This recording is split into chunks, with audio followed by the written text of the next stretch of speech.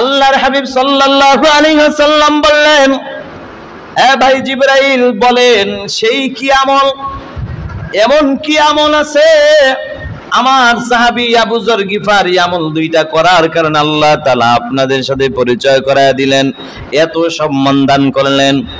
জিবরাইল আমিন ডাক দিয়া বলে, ওগো আল্লাহর হাবিব, আপনার সাহাবী আবু যর গিফারির দুইটা আমলের মধ্যে এক নম্বর আমল হলো হায়াতের জিন্দেগিতে সব সময়তে বিনয়ী ভাব নিয়ে চলতেন। সুবহানাল্লাহ। এজন্য ভাইরা আমার, অহংকারী ভাব দূর করতে হবে। বিনয়ী ভাব, নম্রতা ভাব যদি আমার মধ্যে চলে আসে, আল্লাহ তাআলা আমার সম্মানকে দুনিয়ায় বাড়ায় দিবেন এবং আখিরাতে আল্লাহ তাআলা সম্মান দিয়ে জান্নাত পর্যন্ত পৌঁছায় দিবেন। ভাইরা আমার, আজকে অহংকার বেশি থাকার কারণে সালাম দিতে পারি না। সালামের জব দেওয়ার জন্য বসে আছি, পার উপরে পাও থুয়ে চেয়ারের মধ্যে বসে আছি যে অমুক লোক আসবে আমাকে সালাম দিবে। না ভাই, না না, সালাম দিল সে তো বড় হয়ে গেল, কিন্তু আমি সালামের জবাবের আশায় বসে থেকে আমি তো সওয়াবের দিক দিয়ে ছোট হয়ে গেলাম, এটা বোঝার দরকার। এই জন্য আমরা মানুষকে দেখে দেখে আগে আগে আমরা সালাম দেওয়ার চেষ্টা করব। আর যদি আগে সালাম দেওয়ার চেষ্টা করি, আমাদের বিনয়ী ভাব চলে আসবে, অহংকার ভাব দূর হয়ে যাবে।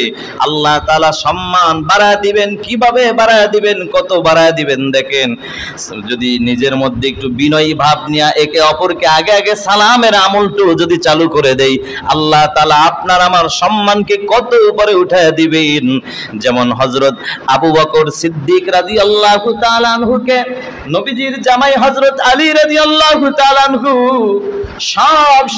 সব সময় চলার পথে আগে আগে সালাম দেওয়ার চেষ্টা করতেন, কিন্তু সিদ্দিক আকবর রাদিয়াল্লাহু তাআলা আনহুকে আগে আগে সালাম দেওয়ার চেষ্টা করতেন, কিন্তু আবু বকর কখনোই আগে সালাম দেওয়ার সুযোগ পাইতো না।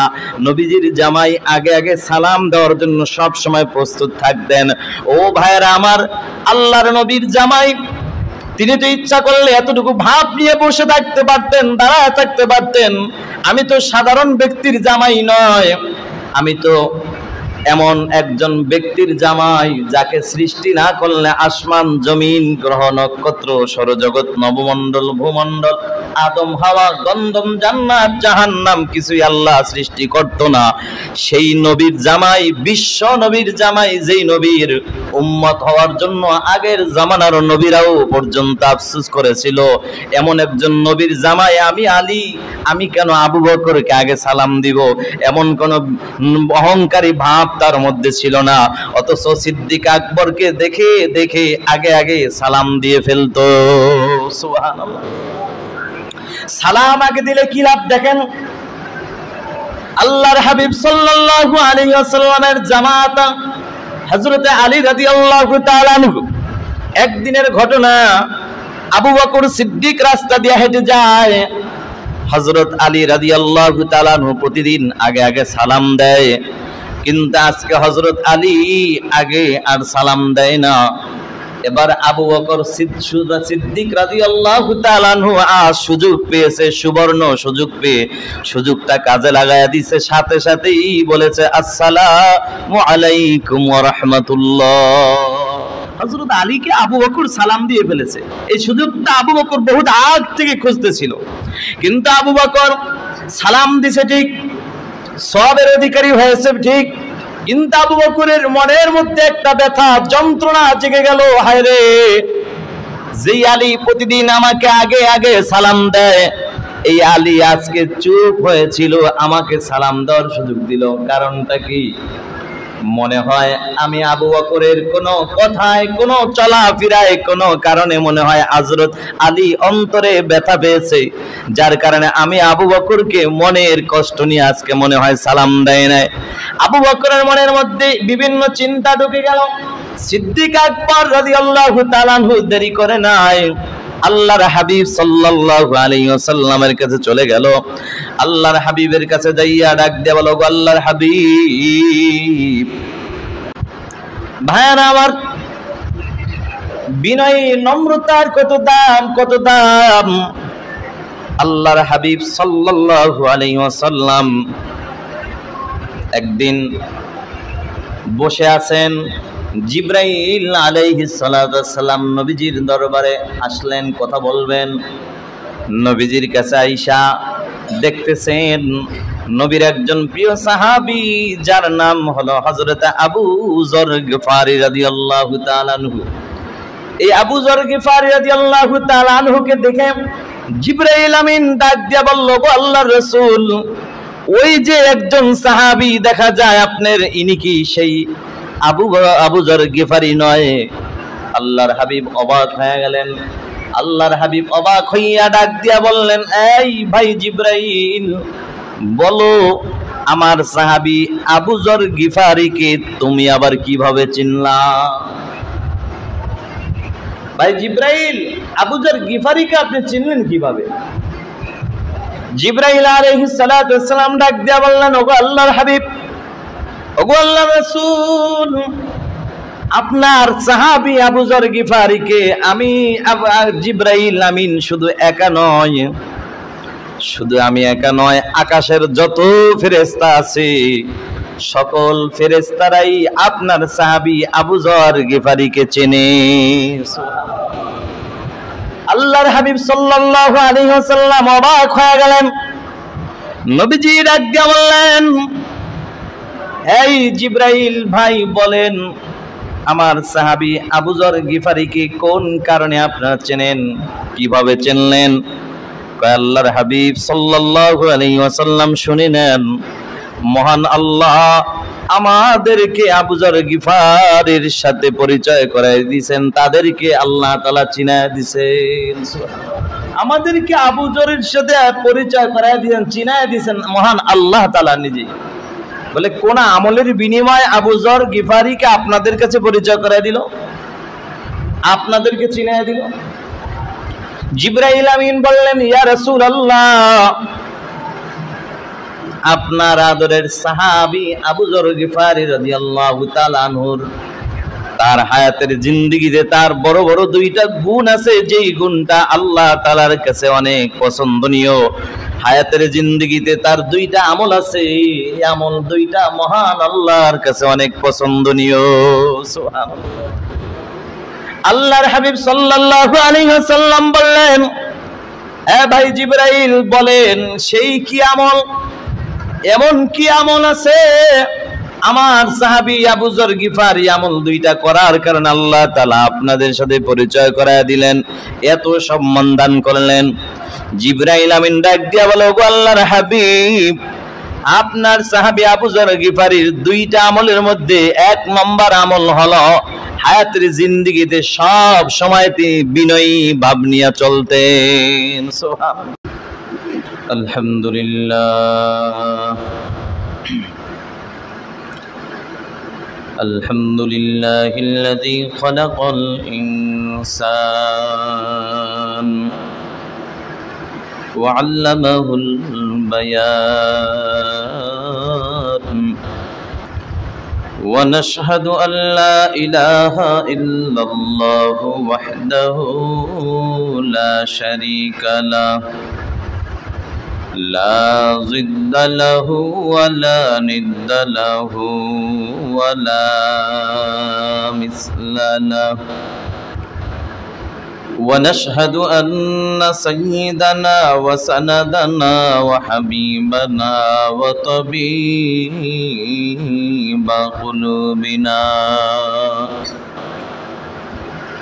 وطبيب قلوبنا ومولانا محمدا عبده ورسوله الذي أرسله الله تعالى بالحق بشيرا ونذيرا وداعيا إلى الله بإذنه وسراجا منيرا أما بعد فأعوذ بالله من الشيطان الرجيم বিসমিল্লাহির রহমানির রহিম। وعباد الرحمن الذين يمشون على الأرض حونا وقال رسول الله صلى الله عليه وسلم من تواضع لله رفعه الله وقال رسول الله صلى الله عليه وسلم حب الدنيا رأس كل خطيئة أو كما قال النبي عليه الصلاة والسلام صدق الله مولانا العظيم وصدق رسوله النبي الكريم ونحن على ذلك من الشاهدين والشاكرين والحمد لله رب العالمين درود إبراهيم برشوي اللهم صل على محمد وعلى آل محمد كما صليت على إبراهيم وعلى آل إبراهيم إنك حميد مجيد اللهم بارك على محمد وعلى آل محمد كما باركت على إبراهيم وعلى آل إبراهيم إنك حميد مجيد سبحانك لا علم لنا إلا ما علمتنا إنك أنت العليم الحكيم رب اشرح لي صدري ويسر لي أمري واحلل عقدة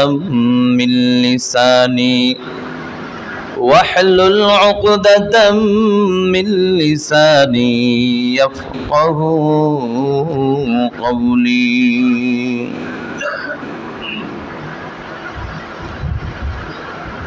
दुनिया में हो दुनिया का तलबगार नहीं हो दुनिया में हो दुनिया का तलबगार नहीं हो बाजार से गुजर हो खरीदार नहीं हो बाजार से गुजर हो खरीदार नहीं हो আলহামদুলিল্লাহ মহান আল্লাহ রাব্বুল আলামিনের দরবারে কালিমাতুশ শুকর আদায় করছি যে মালিক অত্যন্ত দয়া করে মায়া করে ভালোবেসে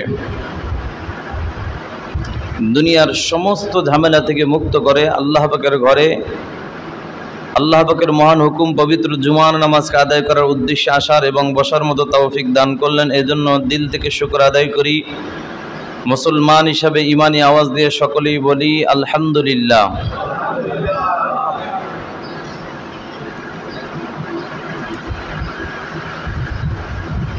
আজকে যে হাজারো মুসলমানদের মধ্য থেকে যাচাই করে বাছাই করে ভালোবেসে আল্লাহ পাক যে আপনাকে আমাকে আসার বসার তৌফিক দান করেছেন এটা আল্লাহর পক্ষ থেকে আপনার জন্য আমার জন্য বড় একটি নিয়ামত ছাড়া আর কিছুই না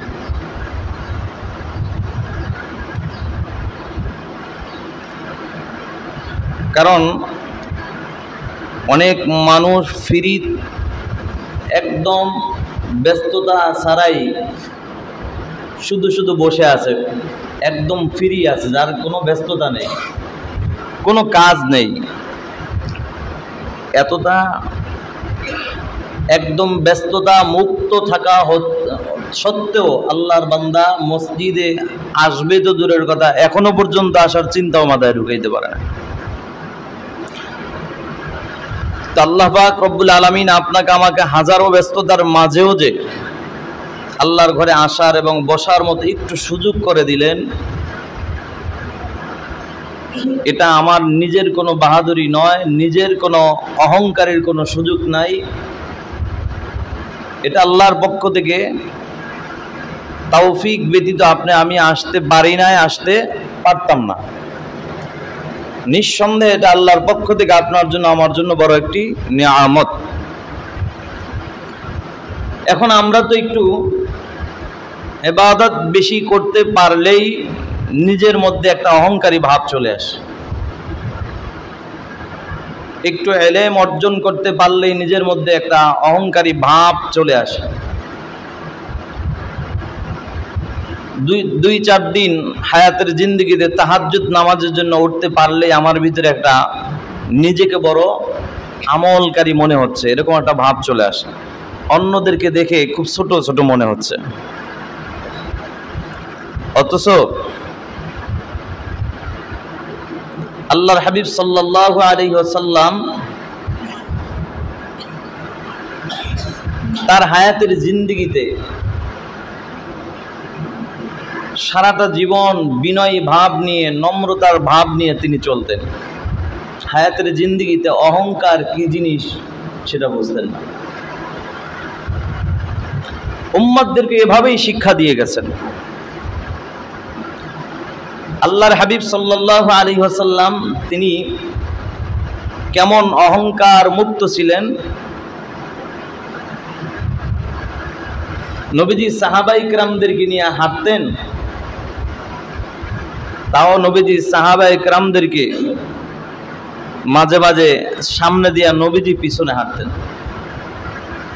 একদিন আল্লাহর হাবিব সাল্লাল্লাহু আলাইহি ওয়াসাল্লাম জান্নাতুল বাকি নামক গোরস্থান আছে, ওই বাকি নামক স্থানে তিনি তাশরীফ আনলেন।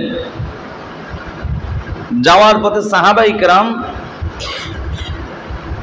তার পিছনে হাঁটা শুরু করলো। আল্লাহর হাবিব সাল্লাল্লাহু আলাইহি সাল্লাম জুতার আওয়াজ পেয়ে পিছনে তাকায়া দেখলেন লোকজন দেখা যাচ্ছে। আল্লাহর নবী ইশারা দিয়ে বললেন, সাহাবীদেরকে বললেন, তোমরা সামনে যাও, সামনে হাঁটো। সাহাবীরা তো নবীর আদেশ অমান্য করার মতন কোনো ক্ষমতা ছিল না। আল্লাহর হাবিব সাল্লাল্লাহু আলাইহি সাল্লাম বলছেন, তারা সামনে চলে গেছেন, নবীজি পিছনে হাঁটছেন। বুঝাইলেন নবীজির মধ্যে অহংকারের কোনো ভাব কখনোই ছিল না। এটা উম্মতদের জন্য শিক্ষা।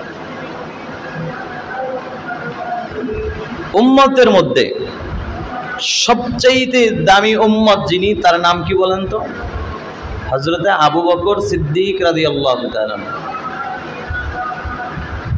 মুসলমানদের মধ্যে সবচাইতে যিনি ছিলেন প্রথম মুসলমান পুরুষদের মধ্যে, এবং যুবকদের মধ্যে ছিলেন পুরুষদের মধ্যে প্রথম মুসলমান ছিলেন হযরত আবু বকর সিদ্দিক রাদিয়াল্লাহু তাআলা আনহু, এবং যুবকদের মধ্যে ছিলেন হযরত আলী রাদিয়াল্লাহু তাআলা আনহু, নারীদের মধ্যে ছিলেন হযরত খাদিজাতুল কুবরা রাদিয়াল্লাহু তাআলা আনহা।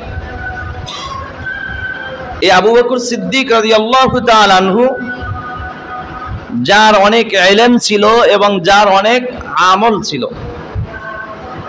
সিদ্দিক আকবরের ইলম কম না বেশি? অনেক বেশি। আমল অনেক বেশি। সিদ্দিক আকবরের আমল কেমন ছিল এটা পরে বলতেছি। শুধু আল্লাহর হাবিব সাল্লাল্লাহু আলাইহি ওয়াসাল্লাম এতটুকু বলছেন যে আমার গোটা উম্মতের নেকি যদি এক পাল্লায় রাখা হয়, আর আমার বন্ধু আবু বকর সিদ্দিক রাদিয়াল্লাহু তাআলা আনহুর নেকি যদি এক পাল্লা রাখা হয়, তারপরও গোটা উম্মতের চাইতে আবু বকরের নেকির পাল্লা ভারী হয়ে যাবে। সেই সিদ্দিক আকবরের বিনয়ী ভাবটা কেমন ছিল, অহংকার কি জিনিস বুঝতেন না। হযরত আবু বকর সিদ্দিক রাদিয়াল্লাহু তাআলা আনহু যখন খেলাফতের দায়িত্ব পেয়েছিলেন, তার পূর্ব মুহূর্তে, খেলাফতের দায়িত্ব পাওয়ার পূর্ব মুহূর্তে তিনি তার মহল্লার, তার এলাকার যাদের বকরি আছে ওই বকরির দুধ দহন করে দিতেন। সুবহানাল্লাহ। সিদ্দিক আকবর খেলাফতের দায়িত্ব পাওয়ার পরে এক যুবক প্রশ্ন করল, আমিরুল মুমিনিন খলিফাতুল মুসলিমিন হযরত আবু বকর, আমি আপনার কাছে জানতে চাই, এতদিন আপনি আমাদের মহল্লার সকলের বকরির দুধ দহন করে দিয়েছেন, এখন তো আপনি আমিরুল মুমিনিন হয়ে গেছেন, খলিফাতুল মুসলিমিন হয়ে গেছেন, আপনি তো এখন খেলাফতের দায়িত্ব পেয়েছেন, এখন আমাদের বকরির দুধ দহন কে করাবে? এখন আপনি কিভাবেই করবেন? আপনি তো আমির। খলিফাতুল মুসলিমিন হযরত আবু বকর সিদ্দিক রাদিয়াল্লাহু তাআলা বলছেন, কোনো টেনশন নাই, আমি আমির হয়েছি তো কি হয়েছে, আমি আবু বকরই আগের মতো পূর্বের মতো সে আমলটি ধরে রাখবো, আমি তোমাদের বকরির দুধ দহন করে দিব। আবার আবু বকর এটাও বললেন, তোমরা কি ভাবছো আমি আবু বকরের এই নতুন খেলাফতের দায়িত্ব পেয়ে, নতুন চাকরি পেয়ে, আর আমার সেই পুরানো দায়িত্ব পালন করলে, পুরানো আমলটা যদি জারি রাখি, ধরে রাখি, তাই বলে কি আমার সম্মান কমে যাবে? সুবহানাল্লাহ। সম্মান দেনেওয়ালা যিনি, তিনি কে? এই জন্যই আল্লাহ তাআলা সূরা আল ফুরকানের মধ্যে বলেন, ওয়াইবাদুর রহমানিল্লাযীনা ইয়ামশুনা আলাল আরদি হাওনা। আল্লাহ তাআলা বলেন, জমিনের মধ্যে আল্লাহর সবচাইতে প্রিয় বান্দা হলো তারা যারা এই জমিনের মধ্যে নম্রতা এবং বিনয়ী ভাব নিয়ে চলে। সুবহানাল্লাহ। এরাই হলেন আল্লাহর প্রিয় বান্দা, খাস বান্দা, এরাই হলেন আল্লাহর খাঁটি গোলাম।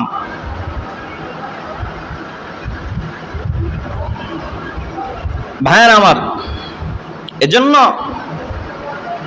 সিদ্দিক আকবর রাদিয়াল্লাহু তাআলা আনহু বিনয়ী ভাব নিয়ে চলছেন, আর তারা আমাদেরকে শিক্ষা দিয়ে গেছে।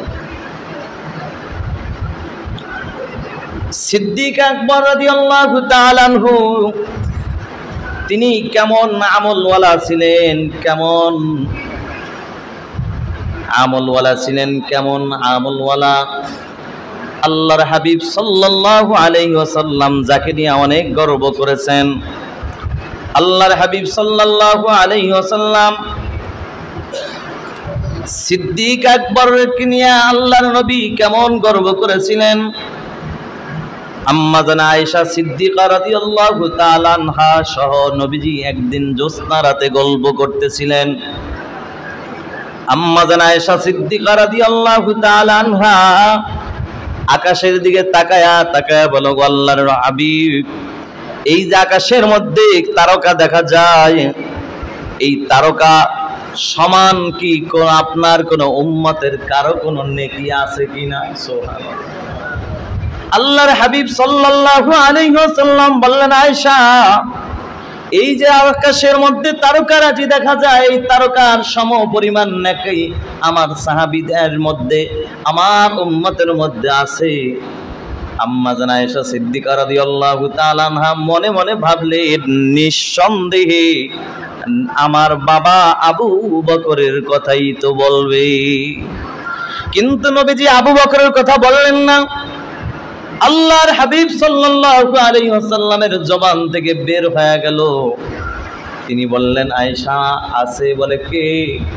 বলেন না, বলেন, তাড়াতাড়ি বলেন। বলে, আয়েশা শুনে নাও, তিনি হলেন আমার সাহাবী হযরত ওমর রাদিয়াল্লাহু তাআলা আনহু। আমার সাহাবী ওমরের আছেই নাকি? ওমরে ফারুক রাদিয়াল্লাহু তাআলা আনহুর কথা শোনার পরে আম্মা জান আয়েশা সিদ্দিকা রাদিয়াল্লাহু তাআলা আনহার মুখটা মলিন হয়ে গেল, মনটা খারাপ হয়ে গেল। কারণ তার মনে মনে একটাই আশা ছিল, তার কানের মধ্যে তার বাবার নামটা শুনবে। কিন্তু আল্লাহর হাবিব সাল্লাল্লাহু আলাইহি ওয়াসাল্লাম সিদ্দিক আকবরের নামটা বলেন নাই, ওমরের নামটা বলছেন, যার কারণে আম্মা জান আয়েশা রাদিয়াল্লাহু তাআলা আনহার মনটা একটু খারাপ হয়ে গেল। আল্লাহর হাবিব সাল্লাল্লাহু আলাইহি ওয়াসাল্লাম বুঝতে পারলেন, নবীজি বললেন, আয়েশা তোমার মন খারাপ কেন? বুঝতে পেরেছি, তোমার বাবার নামটা বলি না, এই জন্য। হযরত আয়েশা রাদিয়াল্লাহু তাআলা আনহা হেসে দিলেন, মুস্কি হেসে দিয়ে বললেন, ইয়া রাসূলুল্লাহ, সত্য কথা। আল্লাহর নবী বললেন, আয়েশা টেনশন নাই, তোমার বাবার কথা আমি কেন বলি নাই জানো? আরে তোমার বাবার নেকির তুলনা দেওয়ার মতো দুনিয়ায় এমন কোন বস্তু আমি নবী খুঁজে পাই না। তবে শুনে নাও আয়েশা, শুনে নাও, তোমার বাবা আবু বকরের নেকি হযরত ওমরের সারা জিন্দেগীর নেকি যদি এক পাল্লায় রাখা হয়, আর তোমার বাবা হযরত আবু বকর সিদ্দিক রাদিয়াল্লাহু তাআলা আনহুর হিজরতের ওই যে আমাকে পাহারা দিয়েছিল একটা রাত গুহার মধ্যে দাঁড়িয়ে, ওই যে গুহায় প্রবেশ করে যে আমাকে পাহারা দেওয়ার রাতটি যদি এক পাল্লা রাখা হয়, আবু বকরের এক রাতের নেকি আর হযরত ওমরের সারা জিন্দেগীর নেকি এক সমান হবে না। বলে আবু বকরের এক রাতের নেকি তার চাইতে বেশি ভারী হয়ে যাবে। সুবহানাল্লাহ। ভাইরা আমার, সেই সিদ্দিক আকবর রাদিয়াল্লাহু তাআলা আনহুর মধ্যে কেমন বিনয়ী ভাব ছিল, নম্রতা ভাব ছিল।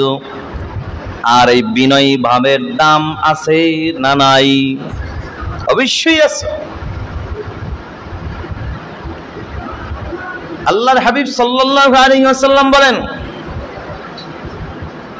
হাদিস শরীফের মধ্যে আল্লাহর হাবিব ইরশাদ করেন, মান তাওয়াদা লিল্লাহি রাফাআহুল্লাহ, যে আল্লাহর সন্তুষ্টির জন্য যে বান্দা বিনয়ী ভাব নিয়ে চলবে, নম্রতার ভাব নিয়ে জমিনে চলবে, আল্লাহ তাআলা তার মর্যাদাকে আরো বৃদ্ধি করে দিবেন। আমরা নিজেকে যত ছোট মনে করব, নিজেকে যত নিচু বানাবো, আল্লাহ তাআলা তত উঁচু করে দিবেন আমাদের সম্মানকে। সুবহানাল্লাহ।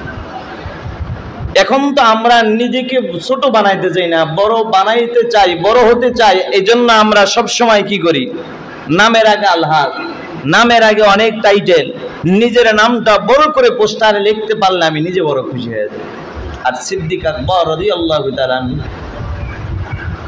তিনি যখন খেলাফতের দায়িত্ব পেয়েছিলেন, তার নামটা পর্যন্ত সিল মোহরের মধ্যে লিখতে তিনি ইচ্ছুক ছিলেন না। সুবহানাল্লাহ। ভাইয়ারা আমার, বিনয়ী নম্রতার কত দাম, কত দাম!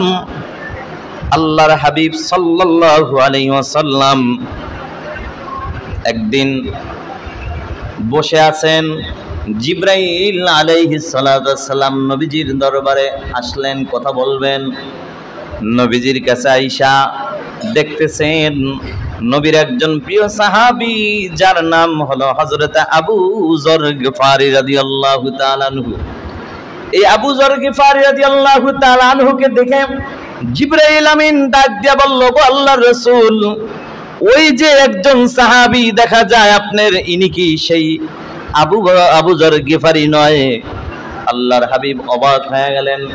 আল্লাহর হাবিব অবাক হইয়া ডাক দিয়া বললেন, এই ভাই জিবরাইল, বলো আমার সাহাবী আবু যর গিফারিকে তুমি আবার কিভাবে চিনলা?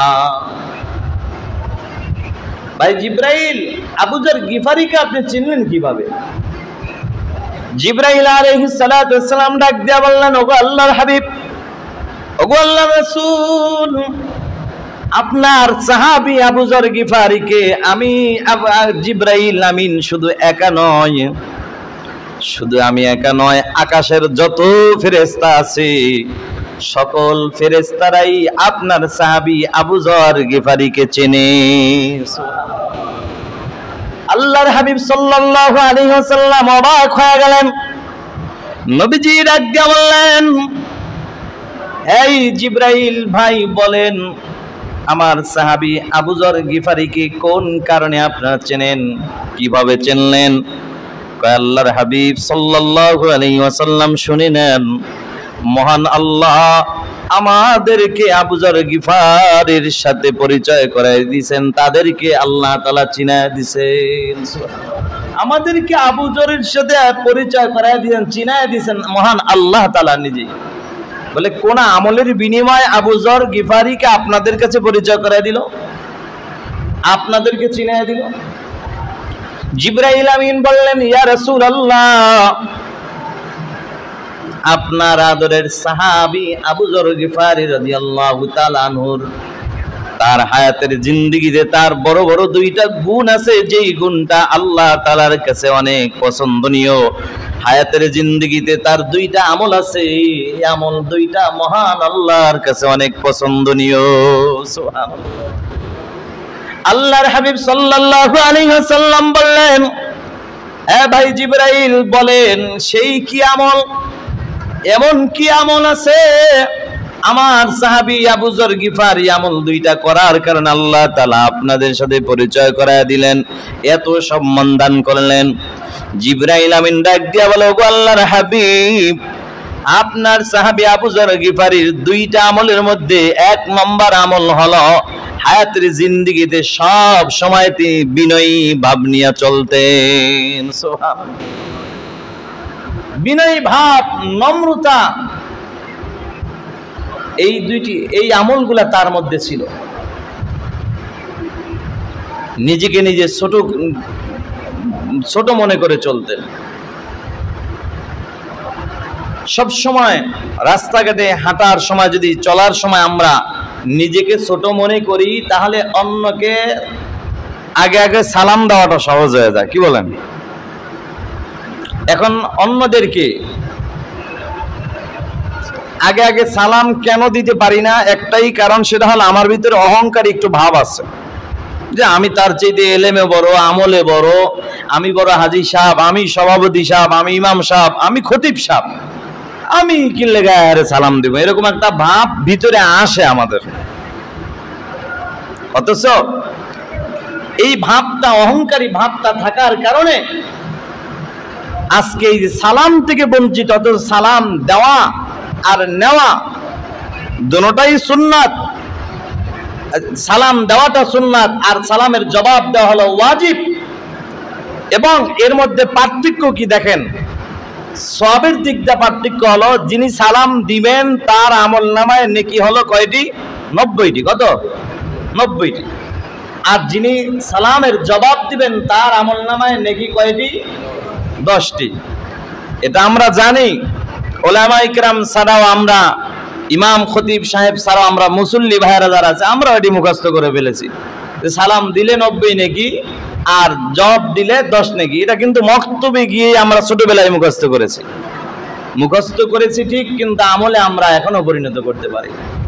আমরা দুনিয়ার লাইনে টাকার অঙ্কটা ঠিকই বুঝি, অমুক জায়গায় চাকরি নিলে বেতন বেশি হবে, সেটা ভালোই বুঝি। আখিরাতের লাইনটা একটু আমরা কম বুঝি বেশি, কিন্তু চেষ্টা করি কম। এই বিষয় নিয়ে বুঝিয়াও না বোঝার ভান ধরে বসে আছে। এজন্য ভাইয়েরা আমার, অহংকারী ভাব দূর করতে হবে। বিনয়ী ভাব, নম্রতা ভাব যদি আমার মধ্যে চলে আসে, আল্লাহ তাআলা আমার সম্মানকে দুনিয়ায় বাড়ায় দিবেন এবং আখিরাতে আল্লাহ তাআলা সম্মান দিয়ে জান্নাত পর্যন্ত পৌঁছায় দিবেন। ভাইয়েরা আমার, আজকে অহংকার বেশি থাকার কারণে সালাম দিতে পারি না। সালামের জব দেওয়ার জন্য বসে আছি, পার উপরে পাও থুয়ে চেয়ারের মধ্যে বসে আছি, যে অমুক লোক আসবে আমাকে সালাম দিবে। না ভাই, না, সালাম দিল সে তো বড় হয়ে গেল, কিন্তু আমি সালামের জবাবের আশায় বসে থেকে আমি তো সওয়াবের দিক দিয়ে ছোট হয়ে গেলাম। এটা বোঝার দরকার। এই জন্য আমরা মানুষকে দেখে দেখে আগে আমরা সালাম দেওয়ার চেষ্টা করব। আর যদি আগে সালাম দেওয়ার চেষ্টা করি, আমাদের বিনয়ী ভাব চলে আসবে, অহংকার ভাব দূর হয়ে যাবে। আল্লাহ তাআলা সম্মান বাড়ায় দিবেন। কিভাবে বাড়ায় দিবেন? কত বাড়ায় দিবেন দেখেন, যদি নিজের মধ্যে একটু বিনয়ী ভাব নিয়ে একে অপরকে আগে সালামের আমলটা যদি চালু করে দেই, আল্লাহ তাআলা আপনার আমার সম্মানকে কত উপরে উঠায় দিবেন। যেমন হযরত আবু বকর সিদ্দিক রাদিয়াল্লাহু তাআলা আনহুকে নবীজির জামাই হযরত আলী রাদিয়াল্লাহু তাআলা আনহু সব সময় চলার পথে আগে আগে সালাম দেওয়ার চেষ্টা করতেন। কিন্তু সিদ্দিক আকবর রাদিয়াল্লাহু তাআলা আনহুকে আগে আগে সালাম দেওয়ার চেষ্টা করতেন, কিন্তু আবু বকর কখনোই আগে সালাম দেওয়ার সুযোগ পাইত না। নবীজির জামাই আগে আগে সালাম দেওয়ার জন্য সব সময় প্রস্তুত থাকতেন। ও ভাইরা আমার, আল্লাহর নবীর জামাই তিনি তো ইচ্ছা করলে এতটুকু ভাব নিয়ে বসে থাকতে পারতেন, দাঁড়ায় থাকতে পারতেন। আমি তো সাধারণ ব্যক্তির জামাই নয়, আমি তো এমন একজন ব্যক্তির জামাই যাকে সৃষ্টি না করলে আসমান জমিন গ্রহ নক্ষত্র সৌরজগৎ নবমণ্ডল ভূমণ্ডল আদম হাওয়া গন্ধম জান্নাত জাহান্নাম কিছুই আল্লাহ সৃষ্টি করত না। সেই নবীর জামাই, বিশ্ব নবীর জামাই, যেই নবীর উম্মত হওয়ার জন্য আগের জামানার নবীরাও পর্যন্ত আফসোস করেছিল, এমন একজন নবীর জামাই আমি আলী, আমি কেন আবু বকরকে আগে সালাম দিব, এমন কোন অহংকারী ভাব তার মধ্যে ছিল না। অথচ সিদ্দিক আকবরকে দেখে দেখে আগে আগে সালাম দিয়ে ফেলতো। সুবহানাল্লাহ। সালাম আগে দিলে কি লাভ দেখেন।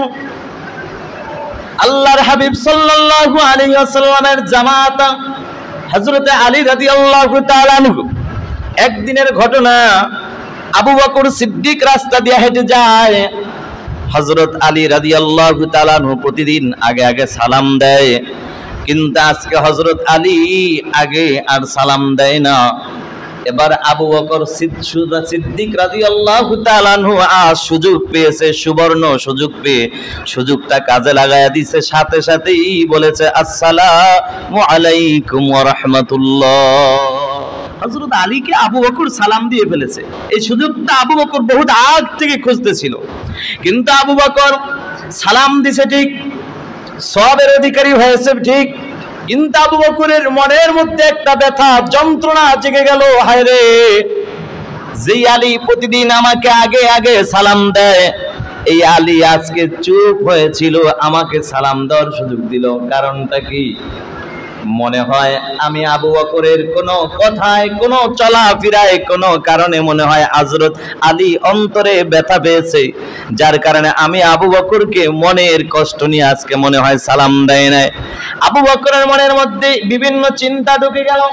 সিদ্দিক আকবর রাদিয়াল্লাহু তাআলা আনহু দেরি করে নাই, আল্লাহর হাবিব সাল্লাল্লাহু আলাইহি ওয়াসাল্লামের কাছে চলে গেল। আল্লাহর হাবিবের কাছে যাইয়া ডাক দিয়ে বলো, গো আল্লাহর হাবিব, আপনার কাছে আমার একটা বিচার বলা যায় না। ও গো আল্লাহর নবী, আমার একটা কথা, আমার একটা আবদার, সেটা হলো আমি আবু বকর, কথাটি হলো আপনার সাহাবী, আপনার আদরের সাহাবী হযরত আলী আমাকে প্রতিদিন সালাম দেয় আগে আগে। আমি আবু বকর এত চেষ্টা করেছি, চেষ্টা করার পরও আগে কখনো দিতে পারি নাই, কিন্তু আজকে আমার ভাই আলী আমাকে পথে দেখার পরও সালাম আগে দেয় না, চুপ ছিল। আমি আবু বকর সালাম দেওয়ার সুযোগ পেয়েছি। নবীজি, আপনার কাছে এটা বিচার নয়, তবে আপনার মাধ্যমে একটু জানতে চাই, আপনি একটু জিজ্ঞাসা করেন আমার ভাই আলী আমার উপর কোনো কারণে কোনো কষ্ট পেয়েছে কিনা। আল্লাহর হাবিব সাল্লাল্লাহু আলাইহি ওয়াসাল্লাম জিজ্ঞাসা করলেন, আলী কি ব্যাপার, প্রতিদিন তুমি আগে আগে সালাম দাও, আজকে আবু বকর তোমাকে আগে সালাম দিছে, তুমি আগে সালাম দাও না, তুমি চুপ করে আছো কেন? কারণটা কি বলো, তোমার মনে কোনো ব্যথা আছে কিনা? আবু বকরের উপর কোনো ব্যথা আছে কিনা বলো। আবু বকর, তোমার আবু বকরের কোনো কথায় কোনো কষ্ট পেয়েছো কিনা? আবু বকরের কথা বলার পরে হযরত আলী রাদিয়াল্লাহু তাআলা আনহু ডাক দিয়ে বললেন, ওগো আল্লাহর হাবিব, ওগো আল্লাহর হাবিব সাল্লাল্লাহু আলাইহি ওয়াসাল্লাম, আমার ভাই আবু বকরের উপর আমার কোনো ব্যথা নাই, কোনো কষ্ট নাই। আমার ভাই আবু বকরকে কেন আমি আগে সালাম দেওয়ার মত সুযোগ দিয়েছি জানেন? বলেন না, জানি না। বলো কি কারণটা বলো। হযরত আলী রাদিয়াল্লাহু তাআলা আনহু বললেন, ওগো আল্লাহর হাবিব সাল্লাল্লাহু আলাইহি ওয়াসাল্লাম, নবীজি গতকাল রাতের বেলা আমি ঘুমের ঘরে স্বপ্নে দেখেছি বিরাট একটা জান্নাতের বাগান দেখা যায়। সুবহানাল্লাহ বলেন। ওই জান্নাতের বাগান দেখা যায়। ওই জান্নাতের বাগানের মধ্যে সুন্দর একটা ঘর দেখা যায়। যে ঘরটি দেখে আমি আলী সহ্য করতে পারি না, লোভ সামলাইতে পারি না, একটা দৌড় মেরে ঘরের কিনারায় যাইয়া যখন আমি দারোয়ানকে প্রশ্ন করলাম, ও দারোয়ান ভাই, এই ঘরটা আমি প্রবেশ করতে চাই। বলে না না, এই ঘর তো তোমার জন্য নয়। বলে এই ঘরটা কার জন্য? বলে ভাই এখন তো প্রবেশ করার সময় হয় না, সময় হলে প্রবেশ করতে পারবা, তবে এই ঘরটা কার জন্য, কাকে আল্লাহ হাদিয়া দেবে একটু জানতে চাই। ওই ঘরের দারোয়ান আমাকে বলল, আলী এই ঘরটা তো আল্লাহ তাআলা শুধু তার জন্যই বানাইছে। দুনিয়াতে যে বিনয়ী ভাব নিয়ে, নম্রতা ভাব নিয়ে চলবে, আর মুসলমানের সাথে দেখা হইলে আগে আগে একে অপরকে আগে আগে সালাম দিবে। যে একে অপরকে আগে আগে সালাম দিবে তার জন্য আল্লাহ তাআলা এই ঘরটা হাদিয়া স্বরূপ দিয়ে দিবেন। সুবহানাল্লাহ। এজন্য মুসলমান ভাইরা আমার, বিনয়ী ভাব নিয়ে চলতে হবে, নম্রতা ভাব নিয়ে চলতে হবে, তাহলে আল্লাহ তাআলা আমাদের সম্মানকে আরো বাড়িয়ে দিবেন। আমার ইজ্জতকে, আপনার আমার ইজ্জতকে আল্লাহ তাআলা আরো বাড়িয়ে দিবেন। আর অহংকার পতনের মূল, এটা 100% সত্য, তাতে কোনো সন্দেহ নাই। অহংকার নিয়ে যদি আমরা চলি, আল্লাহ তাআলা আমাদেরকে মুহূর্তের মধ্যে সম্মানকে আল্লাহ নিচে নামায়া মাটির সাথে মিশায়া দিতে পারেন কিনা? ভাইরা আমার, আমি প্রায় সময় ঘটনাটি বলে থাকি। গুলশান এলাকার মধ্যে আল্লাহর বান্দা রুস্তম আলী 10টা গার্মেন্টসের মালিক ছিল, টাকার অভাব নাই। সুন্দরী রূপসী বিবি নিয়ে তিনি খানা খাচ্ছিল। অহংকারী ভাব নিয়ে দরজা নক করে দামি দামি খাবার খাচ্ছিল। ঠিক এমন সময় এক ভিক্ষুক এসে হাতটা বাড়াইলো, ও আল্লাহর বান্দারা, যদি একটু খাবার দিতা তাহলে আমার পেটে একটু খাবার খেয়ে, খাবার দিয়ে আমি নিজের অন্তরটাকে একটু শান্তিতে পরিণত করতাম। দরজা নক করলো। গুলশানের সেই অহংকারী রুস্তম আলী ডিস্টার্ব মনে করে, রাগে তার মাথা পুরাই নষ্ট। দরজাটা খুলে যায়, ভিক্ষুককে ডেকে বললেন, কি চাও? বলে একটু খাবার চাই। আরে খাবার চাওয়ার সময় কি আর পাইলা না? এই বলে ধাক্কা মেরে, ঘাট ধরে ধাক্কা মেরে তাকে ড্রেনে ফালায়া দিছে। নাউজুবিল্লাহ। ড্রেনে পড়ে যাওয়ার পরে ভিক্ষুক আল্লাহকে বলেছে, আল্লাহ, আমি কয়েকদিনের অনাহারি, তোমার বান্দাকে তুমিই তো দিয়েছো আল্লাহ, তার কাছে চেয়েছিলাম তোমার দেওয়া খাবার থেকে আমাকে কিছু দিত, তোমার নামে দেয় নাই, বরং উল্টা আমাকে ধাক্কা মেরে ফেলে দিছে। আল্লাহ, বিচারটা তোমার কাছে দিয়ে দিলাম। ভাইয়েরা আমার, আল্লাহর মায়ের ধারণা ভাই, আল্লাহ পাকের বিচার এত কড়া বিচার, যেই বিচার দুনিয়ার কোনো মানুষ করতে পারে না। কথা বলেন ঠিক কিনা? ভাইয়েরা আমার, আল্লাহ পাক রব্বুল আলামিন ভিক্ষুকের দোয়া কবুল করেছেন। এবার ভিক্ষুক উঠে চলে যায়। আবার রুস্তম আলী সাহেব খানা খাইতে বসছেন, হঠাৎ করে টেলিফোন চলে আসছে, ও স্যার, গুলশানের সবচাইতে বড় যেই গার্মেন্টস ফ্যাক্টরি আছে সেটা আগুন লেগে পুরা সারকার হয়ে গেছে, অনেক মানুষ মারা গেছে, পুলিশ কিন্তু আপনাকে ধরার জন্য আপনাকে মানে খুঁজতেছে। কিসের খানা খাবে, কিসের আনন্দ করবে বিবি নিয়ে, সব শেষ। মুহূর্তের মধ্যে ধূলিসাৎ হয়ে গেছে।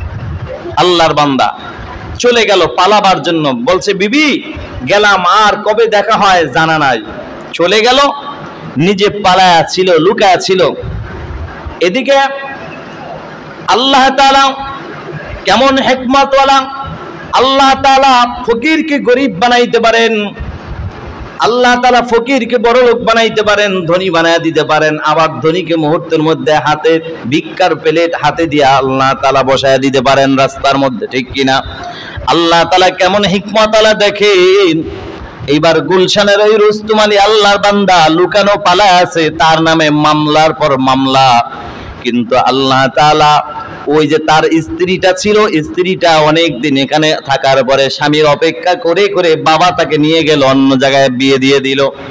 ভাইরা আমার, বিয়ে দেওয়ার পরে একদিন এই রুস্তম আলী দেখি তার অ্যাকাউন্টে তো কোনো টাকা নাই, আত্মীয় স্বজনের কাছে মুখ দেখাবার মতো কোনো তার এরকম কোনো ইচ্ছা নাই।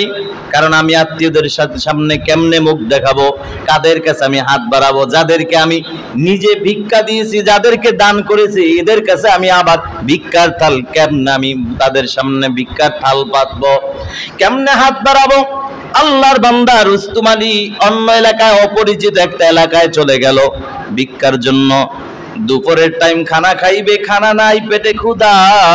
আল্লাহর বান্দা দুপুর বেলা যাইয়া এইবার একটা বাড়িতে যায় বলল, ভাই আমাকে যদি একটু খাবার দিতেন, আমার পেটের ক্ষুধা নিবারণ করতাম। স্বামী ডাক দিয়া কয়, স্বামী স্ত্রী ওই ঘটনার মধ্যে তারাও খেতে বসছিল। স্বামী স্ত্রীকে বলে, বিবি রে, আল্লাহ যেহেতু নিয়ামত দিছে আমরা পরেও খেতে পারবো, যেহেতু সকালে খেয়েছি, ভিক্ষুক না খেয়ে আছে তাকে আগে খাবারটা দিয়ে আসে। বিবিও ছিল দিনদার, বিবি বলে ঠিক আছে স্বামী, তো খাবার দিয়ে আসেন। বিবি সবকিছু প্লেটে সব একত্রিত করে সুন্দরভাবে বাইরে দিল। বরঞ্চ বিবি ডাক দেয়া বলল, স্বামী আমার, আমরাও যেমন মানুষ, ভিক্ষুকও তো তেমন একজন মানুষ, খাবার যেহেতু দিবেন বাহিরে দিয়া লাভ নাই, ঘরের মধ্যে একটু ঢোকার সুযোগ দেন, আমাদের বারান্দায় বসতে দেন। স্বামী স্ত্রীর কথা বারান্দায় বসতে দিল। এদিকে স্বামী যখন খাবার খাইতে দিল, বিবি এক নজর হঠাৎ করে পর্দার আড়াল দিয়ে একটু ছিদ্র দিয়া ফাঁকা দিয়া একটু স্বামীর চেহারার দিকে, ওই ভিক্ষুকের চেহারার দিকে একটা নজর তাকাইলেন।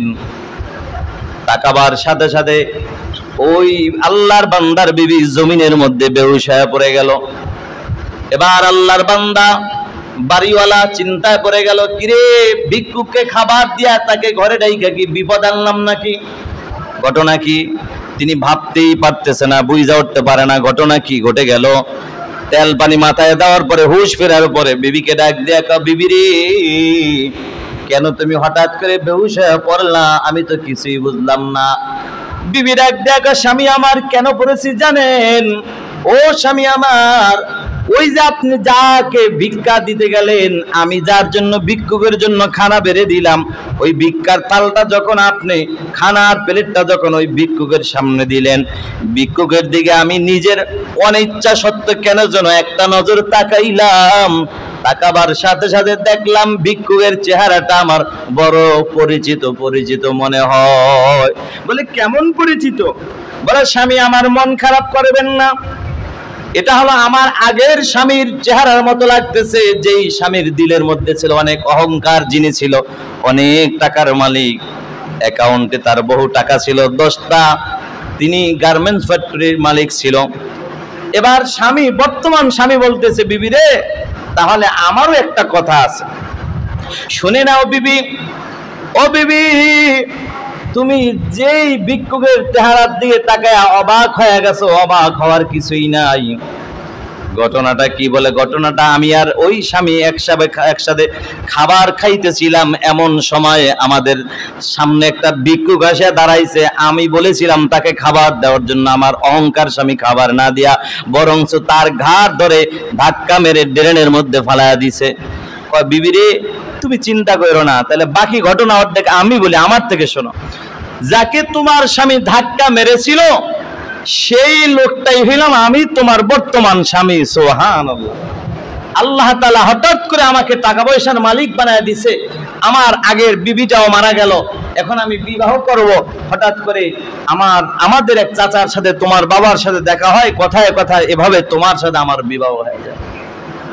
এজন্য ভাইরা আমার, অহংকারীদেরকে আল্লাহ তাআলা মুহূর্তের মধ্যে মাটির সাথে মিশিয়ে দিতে পারেন।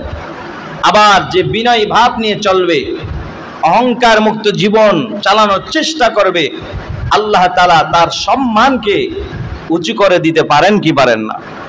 আল্লাহ তাআলা আমাদের সবাইকে কবুল করুক, বলুন আমিন। এজন্য আজকের আলোচনা থেকে এটাই আমরা শিক্ষা গ্রহণ করে নিব, হায়াতের জিন্দেগিতে অহংকারের দাম আল্লাহ তাআলার কাছে নাই, বিনয়ের অনেক দাম আছে। নিজেকে নিজে যত ছোট মনে করবে আল্লাহ তাআলা আমাকে তত উপরে উঠায় দিবেন, আমার সম্মানের স্থান তত বাড়ায় দিবেন। এজন্য আমরা সম্মানিত হতে চাইলে, নিজের সম্মানকে বাড়াইতে চাইলে আমরা যেন নিজেকে ছোট মনে করে চলি, বিনয়ী ভাব নিয়ে চলতে পারি, অহংকার মুক্ত জীবন গড়তে পারি। আল্লাহ তাআলা আমাদের সবাইকে সে তৌফিক দান করুক, বলুন আমিন। আর এই অহংকার তো এক